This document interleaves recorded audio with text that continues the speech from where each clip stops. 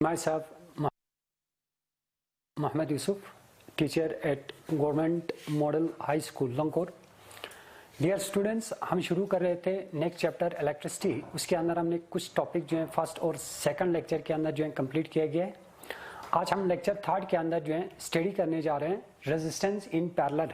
यानी पैरेलल जो है कॉम्बिनेशन के अंदर जब कभी भी हम रेजिस्टेंस को ज्वाइन करते हैं तो उसका टोटल जो है रेजिस्टेंस कितना बनेंगे. और इसके बाद जो है हम दो तीन जो है इसके ऊपर जो है न्यूमेरिकल क्वेश्चंस भी करेंगे. तो जब कभी भी हम रेजिस्टेंस इन पैरेलल की बात करते हैं तो हमने कहा था when two or more resistance are connected at 2 points then the combination of resistance is called resistance in parallel. जब कभी भी दो या दो से ज्यादा जो है अगर हम रेजिस्टेंस को क्या करते हैं यानी दो पॉइंट्स के अंदर अगर हम जोड़ देते हैं उस टाइप के जो कॉम्बिनेशंस होते हैं उसको हम कहते हैं रेजिस्टेंस इन पैरेलल. और जब कभी भी हम रेजिस्टेंस पैरेलल के अंदर जोड़ देते हैं उस केस में जो हमारा इक्विवेलेंट रेजिस्टेंस होगा is equal to reciprocal of sum of all the individual resistance के बराबर होगा. That mean 1 divided by R equivalent total resistance is equal to 1 divided by R1 plus 1 divided by R2 plus 1 divided by R3 के बराबर होगा. Dash dash dash dash 1 divided by Rn. This n is again the number of resistance which are connected in parallel. ये n जो है number of resistance है जो तुम connect कर रहे हो parallels के अंदर. दैट मीन इसका मतलब ये हुआ कि जब कभी भी हम सीरीज के अंदर रेजिस्टेंस को अगर हम ज्वाइन कर देते हैं तो सीरीज के अंदर टोटल जो रेजिस्टेंस है वो इंक्रीज कर जाते हैं. लेकिन जब कभी भी हम रेजिस्टेंस को पैरेलल के अंदर जोड़ देते हैं तो उस केस में जो है रेजिस्टेंस क्या कर जाते हैं, डिक्रीज कर जाते हैं. नाउ इसका वेरिफिकेशन और प्रूफ इसी को हमें दोबारा से प्रूफ करना है. Suppose we have a 3 resistance. मान लो हमारे पास जो है 3 रेजिस्टेंस हैं. This resistance is R1. दूसरा रेजिस्टेंस हमारे पास ये है दिस इज R2 और तीसरा रेजिस्टेंस हमारे पास ये है this is R3 and these 3 resistance are connected eight 2 points. तीनों रेजिस्टेंस को हमने 2 पॉइंट के अंदर जोड़ दिया गया है. Then this type of combination is called resistance in parallel. इस टाइप के जो कॉम्बिनेशन है उसको हम कहते हैं resistance in parallel. Now the 2 ends यानी दोनों एंड्स को हम क्या करते हैं बैटरी के अपोजिट टर्मिनल के साथ जोड़ देते हैं. एक को नेगेटिव के साथ जोड़ देते हैं, दूसरे को हम पॉजिटिव के साथ जोड़ देते हैं थ्रू ए स्विच. यहाँ पे एक स्विच रख देते हैं. तो ये हमारा कॉम्बिनेशन बना. नाउ इन दिस केस जो टोटल करंट होगा, करंट जो है तीनों रेजिस्टेंस के अंदर जो है डिस्ट्रीब्यूट होगा. दैट मीन पोटेंशियल डिफरेंस जो है सेम रहेंगे. तीनों रेजिस्टेंस के अंदर पोटेंशियल डिफरेंस सेम होगा because all 3 resistance are connected eight 2 points. इन्हीं 2 पॉइंट्स के अंदर हमारा पोटेंशियल डिफरेंस जो है क्रिएट होगा. इसीलिए पोटेंशियल डिफरेंस तीनों रेजिस्टेंस के अंदर हमने रखा V, क्योंकि पोटेंशियल डिफरेंस तो सेम रहेंगे तीनों रेजिस्टेंस के अंदर. नाउ तीनों रेजिस्टेंस के अंदर जो है करंट जो फ्लो करेगा वो डिफरेंट होगा. Now let I1 be the current which flow through across resistance R1, I2 be the current which is flow across the resistance R2 and I3 be the current which flow across the resistance R3. तीनों के अंदर जो है different type के जो है current flow कर रहा है. R1 के अंदर जो करंट फ्लो कर रहा है उसको हमने रखा I1. R2 के अंदर जो करंट फ्लो कर रहा है उसको हमने रखा I2. इसके बाद R3 के अंदर जो करंट फ्लो कर रहा है उसको हमने रखा R3. Now total current supplied by the battery, जो टोटल करंट सप्लाइड करेगा battery will be equal to sum of all the individual current. That mean I1 plus I2 plus I3 के बराबर होगा. ठीक है, तो यहां पे जो है टोटल जो करंट होगा supplied by the battery will be equal to sum of all the individual current I1 plus I2 plus I3 के बराबर होगा. मान लो यहां से करंट I जा रहा है, इसके बाद इसका जो कॉम्बिनेशन से दोबारा I होगा. दिस इक्वेशन फर्स्ट, इसको हम क्या रखते हैं, इक्वेशन फर्स्ट रखते हैं. Now according to Ohm's law, दोबारा से यहां पे यूज करना है तुम लोगों को ओम्स लॉ का. According to Ohm's law V is equal to किसके बराबर होगा, IR के बराबर होगा. Now IR is equal to V, मैंने साइड को चेंज कर दिया. अगर V is equal to IR के बराबर है तो मैंने साइड को चेंज कर दिया. IR is equal to V, इसमें से I को बाहर निकाल दो. I is equal to V divided by R के बराबर हुआ. This equation second. That mean current is equal to potential difference divided by resistance के बराबर हुए. ठीक, तो next way this equation second है. नाउ थर्ड इक्वेशन के अंदर अगर I is equal to V divided by R के बराबर है, देन I1 किसके बराबर होगा? I1 will be equal to V divided by R1 के बराबर होगा, ठीक है। नाउ I2 किसके बराबर होगा? I2 is equal to V divided by R2 के बराबर होगा। This equation third and this equation fourth, ये थर्ड इक्वेशन है, ये फोर्थ इक्वेशन हुए। नाउ I3 किसके बराबर हुआ? I3 is equal to V divided by R3 के बराबर हुआ, दिस इक्वेशन 5। तो हमारे पास टोटल जो है 5 इक्वेशंस बने। सबसे पहले हमने ये कहा कि जो total current supplied by the battery will be equal to sum of all the individual current के बराबर है। That mean I1 total current I is equal to I1 plus I2 plus I3 के बराबर, उसको हमने ये रखा इक्वेशन फर्स्ट। इसके बाद हमने कहा अकॉर्डिंग टू ओम्स लॉ के हिसाब से V is equal to IR के बराबर होगा। तो उस केस में हमने क्या किया? IR को बाहर निकाल दिया, IR is equal to V, मैंने सिर्फ साइड को चेंज कर दिया। नाउ इसमें से I चाहिए, I को बाहर निकालो, I is equal to V divided by R के बराबर हुआ, दिस इक्वेशन सेकंड। नाउ अगर I is equal to V divided by R के बराबर है, देन I1 किसके बराबर होगा? I1 is the current which is flow through across resistance R1. That mean I1 किसके बराबर होना चाहिए? Potential difference V divided by R1 के बराबर होना चाहिए। इसके बाद I2 किसके बराबर होना चाहिए? Potential difference V divided by R2, क्योंकि ये करंट I2 जो है फ्लो कर रहा है अक्रॉस द रेजिस्टेंस R2 से, तो यहाँ पे R2 आ गया। इसके बाद I3 किसके बराबर होना चाहिए? पोटेंशियल डिफरेंस V, क्योंकि तीनों के अंदर पोटेंशियल डिफरेंस तो सेम है, तो V डिवाइडेड बाय R3 के बराबर आ गया। Now this equation third, this equation fourth and this equation 5। तो अब हम क्या करते हैं? सब्स्टिट्यूट। अब हम सब्स्टिट्यूट करते हैं equation second, third, fourth and fifth in equation first. Now substitute equation first, sorry second, third, fourth and fifth in equation first. इन सभी इक्वेशन को जो है तुम इक्वेशन फर्स्ट के अंदर पुट कर दो। दैट मीन्स I के जगह पे मैं लिख सकता हूं I is equal to V divided by R के बराबर होगा। दैट मीन यहां पे I के जगह पे आ गया हमारा V divided by R will be equal to I1 के जगह पे मैं लिख सकता हूं I1 is equal to V divided by R1 के बराबर है, तो यहां पे मैं लिख सकता हूं V डिवाइडेड बाय R1। इसके बाद R2 किसके बराबर है? I2 जो है V डिवाइडेड बाय R2 के बराबर है। इसके बाद I3 किसके बराबर है? V डिवाइडेड बाय R3 के बराबर है। ये इस तरीके से इक्वेशन बना। नाउ अब हम क्या करते हैं? V divided by R is equal to, इन तीनों के अंदर क्या चीज कॉमन है? V कॉमन है, V को बाहर निकालो तो हमारा रह गया 1 डिवाइडेड बाय R1 रह गया, प्लस 1 डिवाइडेड बाय R2 रह गया, प्लस 1 डिवाइडेड बाय R3 आ गया। तो V एंड V कैंसल, ठीक है। That mean 1 divided by R is equal to 1 divided by R1 plus 1 divided by R2 plus 1 divided by R3। This is the equivalent resistance when 2 or more resistance is connected in parallel. तो ये हमारा equations proof आ गया इस equations का कि जब कभी भी तुम रेजिस्टेंस को पैरेलल के अंदर जोड़ दिया जाते हैं, उस केस में जो टोटल इक्विवेलेंट रेजिस्टेंस होगा will be equal to reciprocal of sum of all the individual resistance के बराबर होगा। That mean 1 divided by R is equal to 1 divided by R1 plus 1 divided by R2 plus 1 divided by R3 के बराबर होगा। यह हमारा verifications आ गया when 2 or more resistance are connected in parallel. जब कभी भी हम पैरेलल के अंदर जोड़ दिया जाते हैं, उस केस में हमारा टोटल इक्विवेलेंट रेजिस्टेंस किसके बराबर होना चाहिए? नाउ यहां पे जो है न्यूमेरिकल क्वेश्चंस आते हैं कि अगर हम रेजिस्टेंस को जो है, मान लो यहां पे एक न्यूमेरिकल क्वेश्चन है इस तरीके से,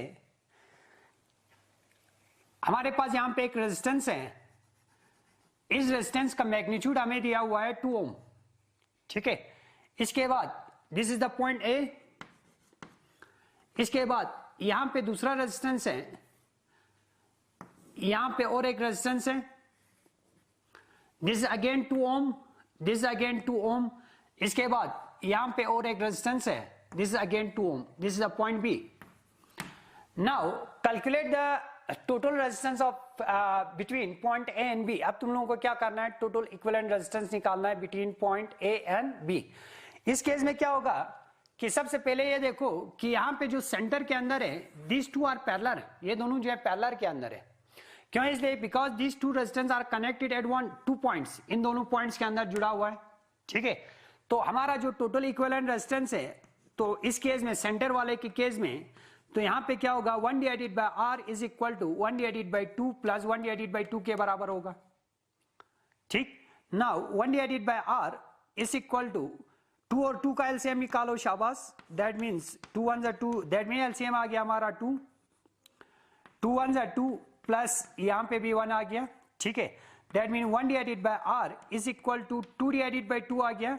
that means R is equal to 1 ohm. That mean इन दोनों का जो कॉम्बिनेशन है, कॉम्बिनेशन जो है वो हमारा जो है, इन दोनों का जो कॉम्बिनेशन है वो हमारा 1 ओम के बराबर आ रहा है, दोनों पैरेलल के अंदर है।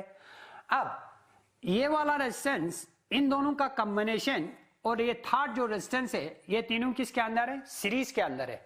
तो सीरीज के अंदर हम क्या करते हैं, total equivalent resistance between point A and B is equal to 2 ohm plus इन दोनों का सम किसके बराबर आ गया, 1 ओम प्लस लास्ट वाला हमारा किसके बराबर है, 2 ओम के बराबर है। दैट मीन आर इक्विवेलेंट किसके बराबर हुआ, 5 ओम्स के बराबर हुआ। तो ये बहुत ही सिंपल टाइप के न्यूमेरिकल क्वेश्चन है जहां पे हम total resistance between point A and B को जो है कैलकुलेट करते हैं इस तरीके से। ठीक, तो नेक्स्ट के अंदर जो है, नेक्स्ट पार्ट के अंदर जो है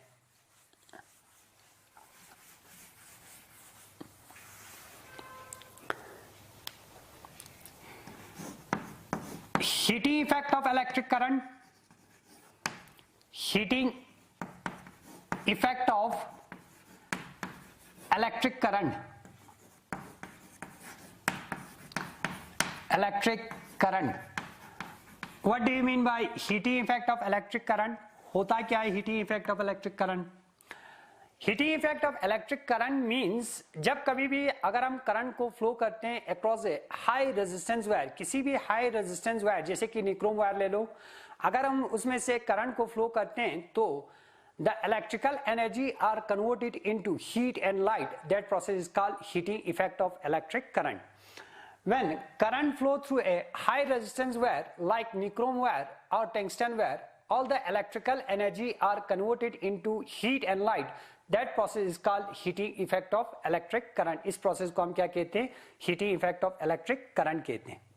now heating effect of electric current के केस में क्या होगा, मान लो again this is a wire, ये हमारा एक कंडक्टर है, इस कंडक्टर के दोनों एंड्स के अंदर जो है पोटेंशियल डिफरेंस जो है हमारा V के बराबर है। यहां पे एक चार्ज है Q पॉइंट A के ऊपर, दोबारा से इस चार्ज क्यू को हमें पॉइंट ए से पॉइंट बी के अंदर लेके जाना है। उस केस में हमें क्या करना होगा, वर्क डन करना होगा। That work done will be equal to, ये वर्क डन किसके बराबर होना चाहिए, work done will be equal to product of charge and potential difference. That mean Q into V के बराबर होगा। That mean in this case work done is equal to charge Q into V के बराबर होगा। This equation first आ गया। तो हमने कहा heating effect of electric current का मतलब हुआ when current is flow through a high resistance wire like nichrome wire और tungsten wire, all the electrical energy are converted into heat and light। that process is called heating effect of electric current। इस process को हम क्या कहते हैं, heating effect of electric current कहते हैं। तो एज्यूम कर लो कि हमारे पास एक कंडक्टर है, इस कंडक्टर के एक एंड के अंदर हमारा चार्ज क्यू है और दोनों एंड्स के अंदर जो कंडक्टर के दोनों एंड्स के अंदर जो पोटेंशियल डिफरेंस है that will be equal to V के बराबर। अब दोबारा से इस चार्ज को मूव करना है from one point to point A to point B, इसके लिए हमें क्या करना होगा, वर्क डन करना होगा। And that work done will be equal to product of charge and potential difference के बराबर होगा। That mean Q into V के बराबर होगा। दैट मीन हमने यहाँ पे लिखा work done will be equal to charge into potential difference. This equation first. Now according to Ohm's law, ठीक तरीके से देख लेना, according to Ohm's law, Ohm's law ये कहते हैं V is equal to I R, इसमें तो कोई कंफ्यूजन नहीं है। दिस इक्वेशन सेकंड, ये हमारा इक्वेशन सेकंड बना। ठीक है, इसके बाद नेक्स्ट जो है current I is equal to, शाबाश, करंट I किसके बराबर होते हैं? Current I is equal to quantity of charge flow through a particular cross section in a unit time, that means I is equal to Q divided by T के बराबर होगा। Now इसमें से T को बाहर निकालो, T इज इक्वल टू किसके बराबर होना चाहिए? सॉरी, Q को बाहर निकालो, Q is equal to IT। This equation third. तो ये हमारे पास तीन इक्वेशंस बने। फर्स्ट इक्वेशन के अंदर हमने कहा work done will be equal to product of charge and potential difference. इसके बाद according to Ohm's law V is equal to IR। इसके बाद थर्ड में हमने कहा current I is equal to quantity of charge divided by time. इसमें से Q को हमने बाहर निकाला, IT के बराबर हुआ। This equation third. अब क्या करो? सब्स्टिट्यूट। अब हमें क्या करना है? सब्स्टिट्यूट करना है इक्वेशन सेकंड और थर्ड को इक्वेशन फर्स्ट के अंदर। Substitute equation second and third in equation first. Equation first के अंदर पुट करना है। तो हमारा क्या बनेगा? W is equal to work done will be equal to, क्यों के जगह पे हम लिख सकते हैं IT, ठीक है? तो यहां पे हम लिखते हैं IT करंट इनटू टाइम। इसके बाद जो है पोटेंशियल डिफरेंस V के जगह पे हम लिख सकते हैं V is equal to IR के बराबर है, तो यहां पे हम लिख सकते हैं IR। तो ये हमारा इक्वेशन बना, W is equal to IT into IR के बराबर हुए। Now work done will be equal to, अब इन दोनों को मल्टीप्लाई करो, that will be equal to I square RT के बराबर हुआ, ठीक है? तो ये हमारा इक्वेशन बना, work done will be equal to I square, current का square into resistance into time के बराबर हुआ। Now this work done will be equal to heat energy produce it. ये वर्क डन किसके बराबर होगा? हीट एनर्जी प्रोड्यूस के बराबर होगा, that is called enthalpy which is denoted by H। इसको हम H से डिनोट करते हैं, हीट एनर्जी प्रोड्यूस को। नाउ दिस W के जगह पे हम लिख सकते हैं H is equal to I square RT के बराबर हुआ।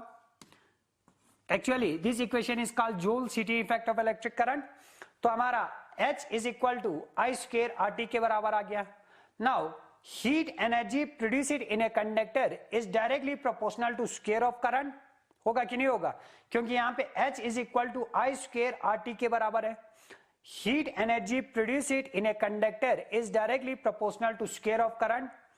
Heat energy produced in a conductor is directly proportional to resistance and heat energy produced in a conductor is directly proportional to time. यानी ये तीन जो है इक्वेशंस बने यहां से। यानी किसी भी कंडक्टर से इलेक्ट्रिक करंट जो है फ्लो करने के बाद जो है हाई रेजिस्टेंस वायर से इलेक्ट्रिक करंट फ्लो करने के बाद उसमें से कितना हीट एनर्जी प्रोड्यूस होगा, that depend upon three factor, current, resistance and time. That mean heat energy produce in a conductor is directly proportional to square of current. Heat energy produced in a conductor is directly proportional to resistance and heat energy produced in a conductor is directly proportional to time. ये तीन equations बने हमारे यहाँ से।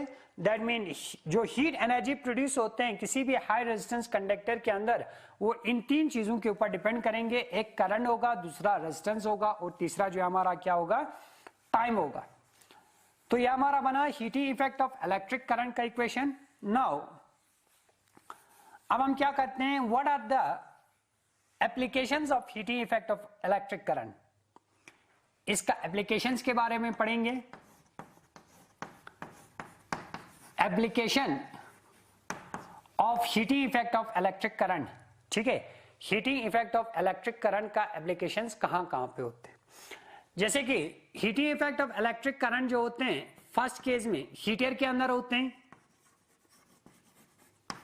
जिन heater में से जो है जो निक्रोम वायर है उसमें से हम इलेक्ट्रिकल एनर्जी को फ्लो करते हैं, तो maximum electrical energy are converted into heat and light form. तो heating effect of electric current हुआ। दूसरा जो है गीजर के अंदर इस्तेमाल होते हैं। तीसरा जो है आयरन के अंदर होते हैं, ओवन के अंदर होते हैं। यानी ये कुछ इलेक्ट्रिकल एप्लायंसेस हैं जहां पे हमारा heating effect of electric current जो है इसका एप्लीकेशंस होगा, इंपॉर्टेंस होगा। Second, heating effect of electric current का एप्लीकेशन, सेकंड एप्लीकेशन जो है इलेक्ट्रिक बल्ब के अंदर होगा। बल्ब के अंदर जो है टंगस्टन वायर होते हैं जिसका रेजिस्टेंस जो है बहुत ही ज्यादा होते हैं। तो जो ये इलेक्ट्रिक बल्ब में से हम इलेक्ट्रिकल एनर्जी को फ्लो करते हैं, इस टंगस्टन वायर से इलेक्ट्रिकल एनर्जी को फ्लो करते हैं, तो मैक्सिमम जो है electrical energy are converted into heat and light form. तो मैक्सिमम जो है क्या करते हैं, हीट और लाइट फॉर्म के फॉर्म में, हीट और लाइट के फॉर्म में जो है बाहर रिलीज कर देते हैं। तो ये सेकंड एप्लीकेशन हुआ। थर्ड इसका जो एप्लीकेशन है वो हमारा इलेक्ट्रिक फ्यूज के अंदर है। इलेक्ट्रिक फ्यूज, इलेक्ट्रिक फ्यूज के अंदर भी heating effect of electric current होते हैं। किस तरीके से, अगर हम फ्यूज की बात करें, फ्यूज जो है एक्चुअली एक सेफ्टी डिवाइस होते हैं which are used in electric circuit. घरों के अंदर जो हमारा इलेक्ट्रिक सर्किट होते हैं उनके अंदर हम इस्तेमाल करते हैं। तो actually it is made up of a glass tube. ये ग्लास ट्यूब का बना रहते हैं। मैक्सिमम जो जिन चीजों के अंदर जो है, अगर हम इलेक्ट्रिक फ्यूज की बात करें, इलेक्ट्रिक जो छोटा जो फ्यूज होते हैं that is made up of electric glass tube. ठीक है, फ्यूज जो है ग्लास ट्यूब का बना होते हैं। दोनों साइड से जो है हमारा मेटल कैप जो है प्रेजेंस रहते हैं। This is a metal cap, metal cap. और दोनों मेटल कैप को जो है थिन वायर से, जिसका रेजिस्टेंस ज्यादा हो, इससे जो है आपस में एक दूसरे के साथ कनेक्ट करके रखते हैं दोनों मेटल कैप को। Now this become an electric fuse. अब ये हमारा क्या बना, इलेक्ट्रिक फ्यूज बना। When the current exceed the normal range, जब कभी भी करंट जो है एक्सीड करते हैं नॉर्मल रेंज से, तो ये हमारा जो हाई रेजिस्टेंस वायर है ये क्या कर जाते हैं, मेल्ट कर जाते हैं। मेल्ट करने के बाद जो है हमारे सर्किट को जो है ये ब्रेकअप करेंगे। ब्रेकअप करने के बाद सर्किट को जो है तोड़ देते हैं। फर्दर जो है सर्किट को जो है ओपन कर देते हैं, तो फर्दर जो है इसमें से जो है करंट फ्लो नहीं होगा। Now this is an electric fuse. ठीक है, तो that's all about in this lecture. एक तो हमने कहा इसके अंदर रेजिस्टेंस इन पैरेलल और दूसरा जो है heating effect of electric current. तो इंशाल्लाह हम नेक्स्ट लेक्चर के अंदर और दो टॉपिक्स के बारे में हम डिस्कस करेंगे।